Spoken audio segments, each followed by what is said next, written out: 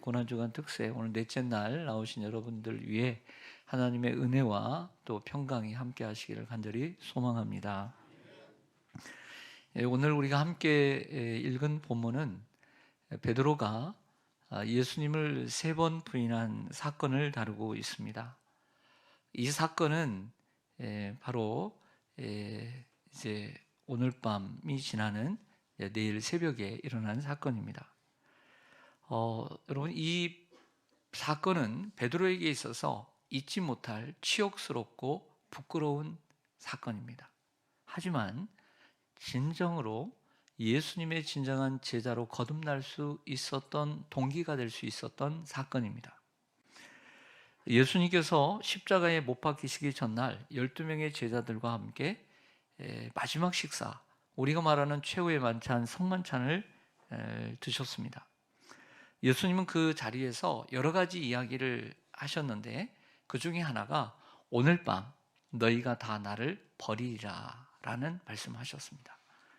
이에 나서기 좋아하는 베드로가 대답합니다. 모두 다 주를 벌지라도 나는 주를 결코 버리지 않겠습니다.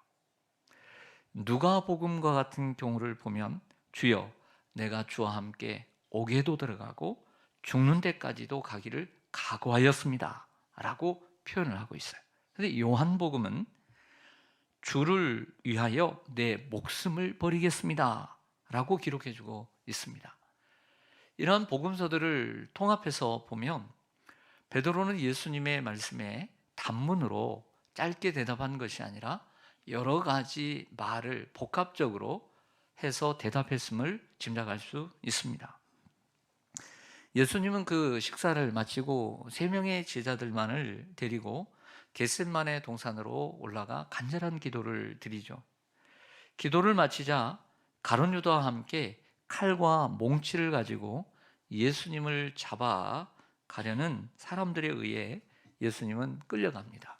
그리고 대제사장 가야바의 집에 도달하게 됩니다. 겟셋마네 동산에서 함께 했던 예수님의 제자들 가운데 한 명의 제자가 예수님의 뒤를 멀찍이 따랐습니다. 그는 바로 베드로였습니다. 멀찍이 예수님을 따랐던 대제사장의 집 마당까지 들어와 하인들과 함께 불을 쬐며 앉아 있었습니다.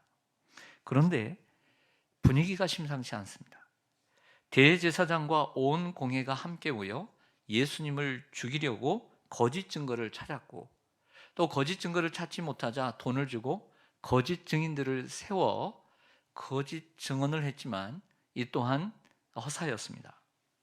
그러자 이번에는 대제사장이 직접 나서면서 내가 하나님의 아들 그리스도인지 우리에게 말하라고 물었습니다. 예수님은 이 질문을 이번에는 회피하지 않으십니다.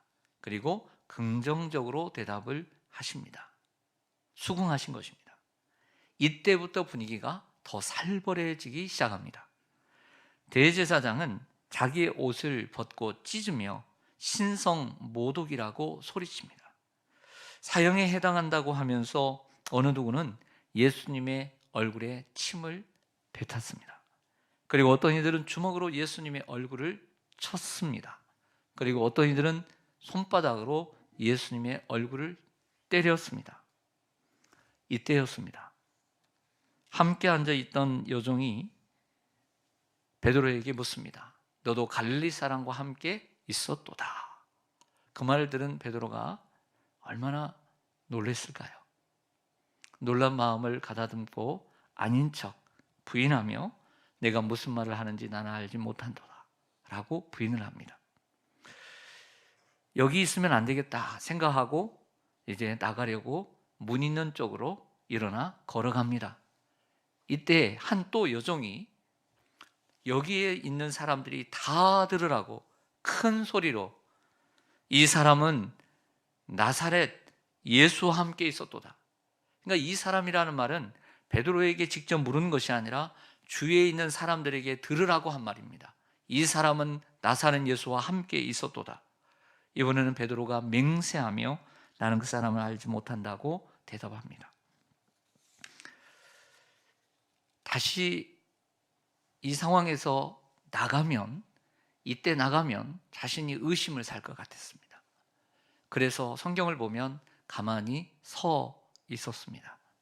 그때 또 다른 사람이 너도 그 사람과 한패라, 너의 말소리가 증명한다 라고 얘기하자 베드로는 이번에는 저주하며 나는 그 사람을 모른다고 맹세했습니다. 그때 곧바로 예수님께서 예언하신 대로 닭이 울었습니다. 베드로는 예수님의 말씀이 생각나서 밖에 나가 심히 통곡하며 울었다라고 성경은 기록해 주고 있죠. 자, 이 눈물은 예수님의 말씀을 붙잡고 회개하는 회개의 눈물이기보다는 자기 자신에 대한 환멸의 눈물이었다라고 볼 수 있습니다. 예수님을 3번 부인한 이 베드로의 이 사건을 제가 이처럼 다시 정리해서 여러분들에게 전달한 이유가 있습니다. 여러분들이 다 아는 사건이지만 자세히 말씀드리는 것은 베드로에게 있어서 이 사건이 너무 중요하기 때문입니다. 베드로는 이 사건을 통해 하나님 앞에서 무엇을 깨달았을까요? 이 사건을 통해 베드로가 깨달은 것은 무엇이었을까요? 그것은 하나님 앞에서 자신이 전적으로 무능함을 깨닫게 되었습니다. 자, 이 말은 무슨 얘기냐면 하나님 앞에서 자신에게 있어서 자신의 모습 속에 선한 것이 하나도 없다는 것을 발견하게 되었다는 것입니다. 이런 자신 속에서 자기 자신에게 환멸을 느끼지 않는다는 것은 정말 자신에게 있어서 자신을 제대로 보지 못하는 것입니다. 자, 베드로가 누구였습니까? 지난 3년 동안 누구보다 예수님을 열심히 따랐던 사람입니다. 그리고 처음에 주님을 따를 때 배와 그물과 부모와 그리고 모든 직업을 버리고 예수님을 따랐던 사람입니다. 또 주님을 따를 때는 어떤 모습으로 따랐습니까? 물불을 가리지 않고 따랐던 사람입니다. 예수님을 책망하면서까지도 따랐던 사람입니다. 풍랑이 있는 바다 위에서도 예수님이 오라고 하자 물 위를 걸었고 변화산에 올라가 변형된 예수님을 보았습니다. 그런데 최후의 만찬 자리에서 주님을 위해 목숨을 버리겠다라고 장담한 것은 사실 빈말이 아니었을 것입니다. 그런데 베드로는 불과 몇 시간 후에 아주 하찮고 지위가 낮은 하인들 앞에서 자신의 목숨이 두려워 예수님을 3번씩이나 부인한 것입니다. 충격적인 사건입니다. 자, 이 사건은 베드로에게 무엇을 가져다 주었을까요? 이 사건은 베드로에게 자신의 무능함을 깨닫고 자기 속에 선한 것이 아무것도 없음을 깨달았습니다. 다시 얘기해 자신을 의지하는 자기의 의가 아무것도 아니라는 것을 깨닫게 된 것이죠. 사도 베드로는 자신을 의지하는 자기 의에 도취되어 살아갔던 사람입니다. 자신의 의를 의지하고 예수 그리스도를 따랐던 사람의 표상입니다. 이렇던 사람이 자기의 의를 의지 않고 이제 내려놓게 됩니다. 이것이 우리가 알고 있던 베드로가 된 사건인 것이죠. 여러분 자신을 믿으십니까? 여러분 자신을 신뢰하십니까? 자, 한 가지 사건을 더 함께 생각해 보고자 합니다. 두 번째로 베드로로 하여금 우리가 알고 있는 이 베드로가 되게 한 사건은 바로 부활하신 예수님께서 갈릴리로 다시 내려가 고기를 잡고 있는 몇 명의 제자들에게 내려간 사건입니다. 그 가운데 그들이 한 마리도 잡지 못했을 때 다시 그 오른편에 던지라 했을 때 153마리를 잡고 그들에게 돌아올 때에 그들에게 아침 조반을 대접해 주시고 특별히 베드로를 따로 불러서 베드로와 함께 대화한 사건입니다. 그리고 그를 부르시고 다시 사명을 주신 사건입니다. 우리 한번 찾아서 읽어보기를 원합니다. 요한복음 21장입니다. 요한복음 21장 15절부터 18절입니다. 제가 가지고 있는 신약성경 185쪽입니다.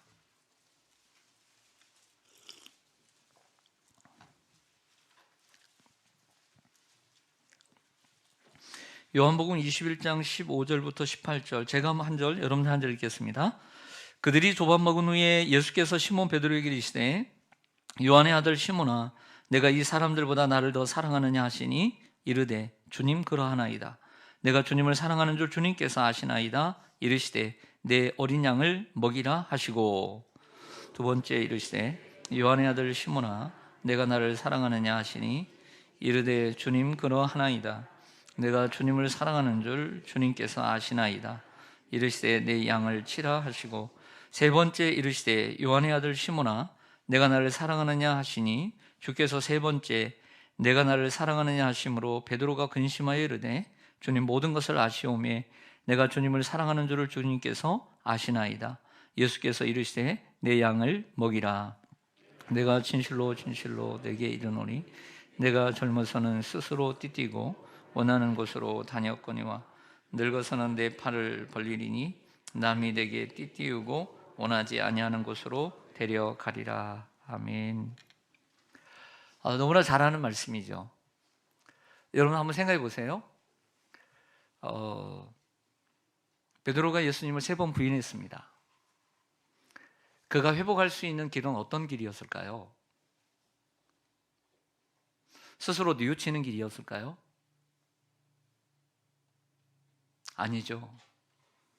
예수님이 그를 찾아와 만나주시고 면담을 하든지 상담을 하든지 베드로 그런 베드로를 예수님이 용서하셔야 회복할 수 있는 거죠.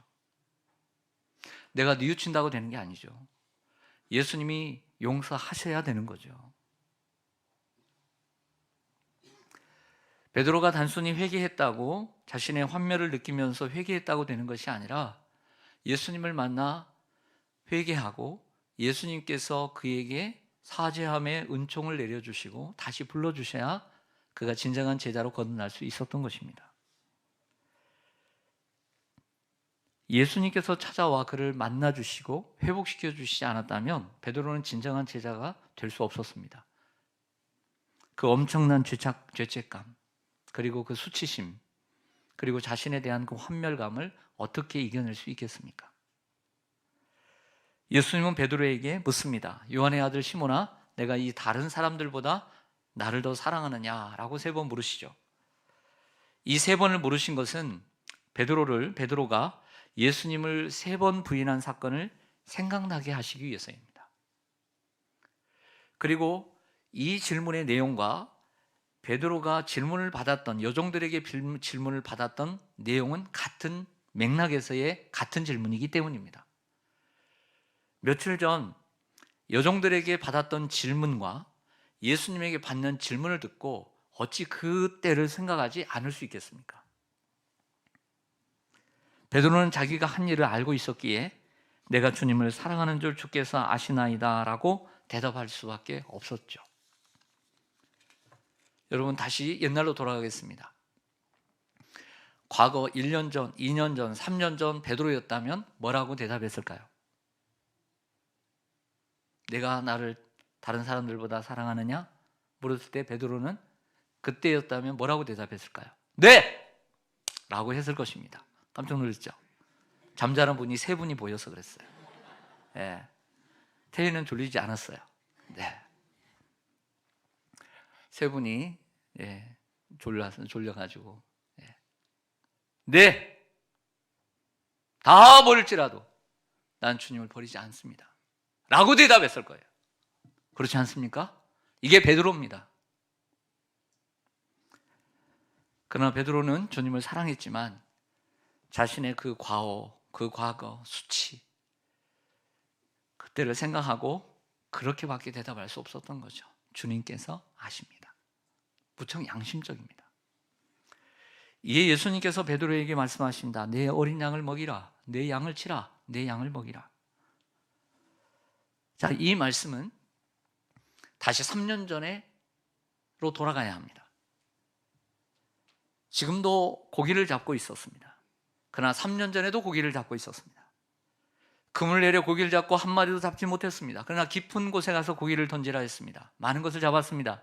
그때 예수님께서 이렇게 그렇게 부르십니다. 내가 너로 사람을 낚는 어부가 되게 하리라. 할렐루야. 이 말씀의 재현이입니다. 내 양을 먹이라. 그렇지 않습니까? 예수님이 찾아오신 사건으로 베드로는 치유를 얻게 되었습니다. 하지만 흔적은 남아야 합니다. 우리가 받는 상처 중에 어디에서 다칠 수 있습니다. 다친 것 중에 보면, 저도 몸에 보면 어릴 때 많이 다쳤던 곳 보면 깨끗하게 사라진 흔적이 있는가 하면 흔적이 그대로 남아있는 상처가 있습니다. 베드로의 상처는 깨끗하게 치유되었지만 상처의 흔적은 남아 있어야 하는 거예요.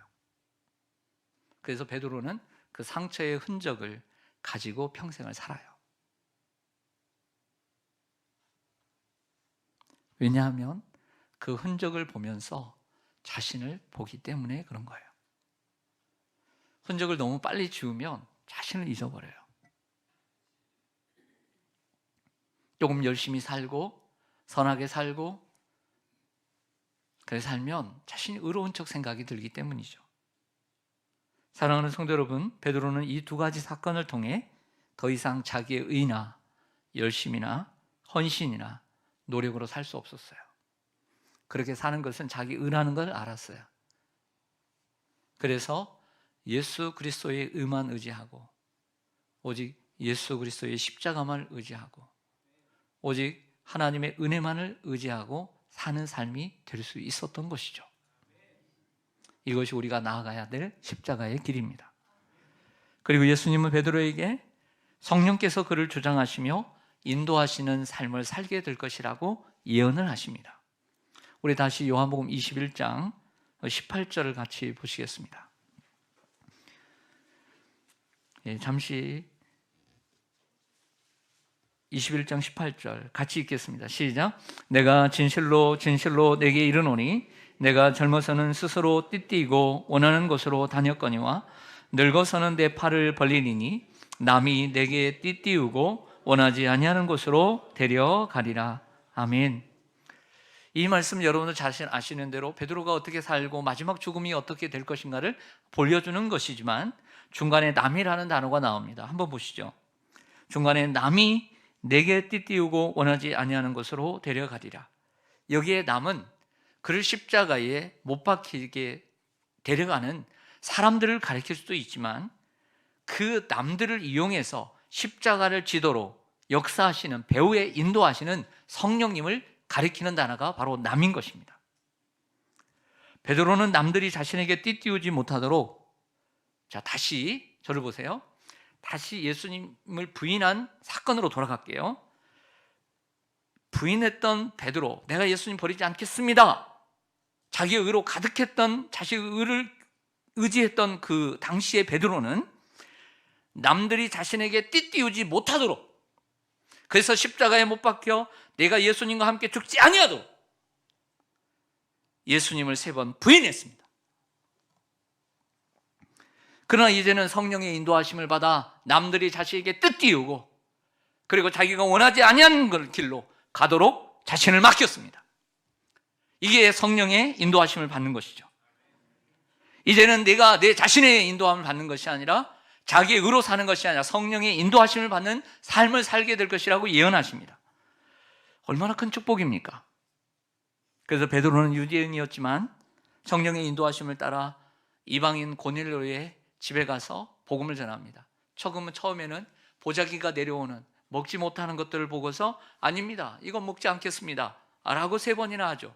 그러나 하나님께서 내가 깨끗하다 하면 먹으라 했더니 고넬료가 보내는 사람들이 온 것이죠. 또한 성령의 인도하심을 따라 예수님을 위해 거꾸로 십자가에 못 박히는 자리까지도, 로마까지도 나아갔던 것입니다.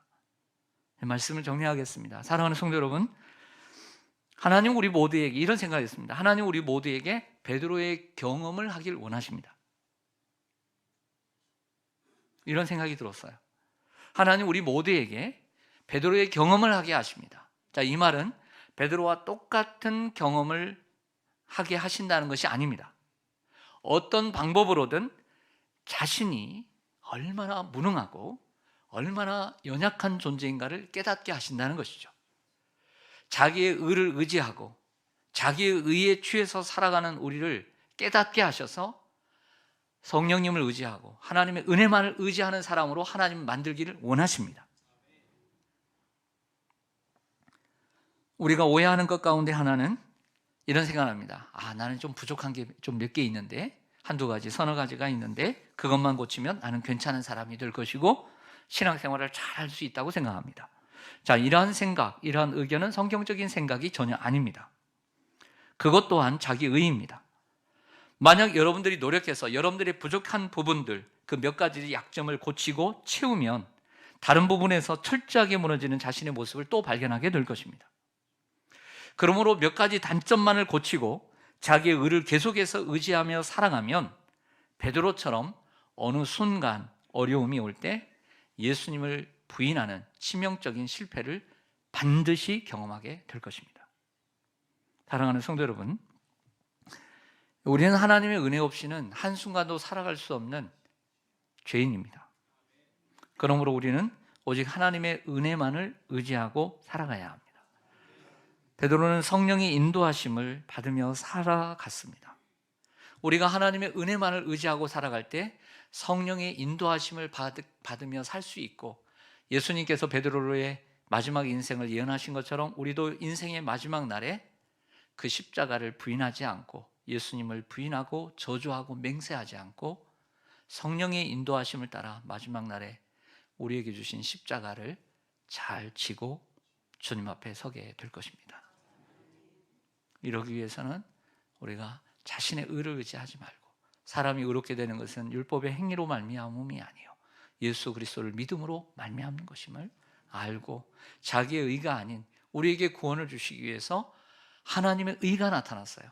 그 예수 그리스도 하나님의 의만을 의지하며 살아가는 우리가 되기를 간절히 소망합니다. 아멘. 기도하겠습니다.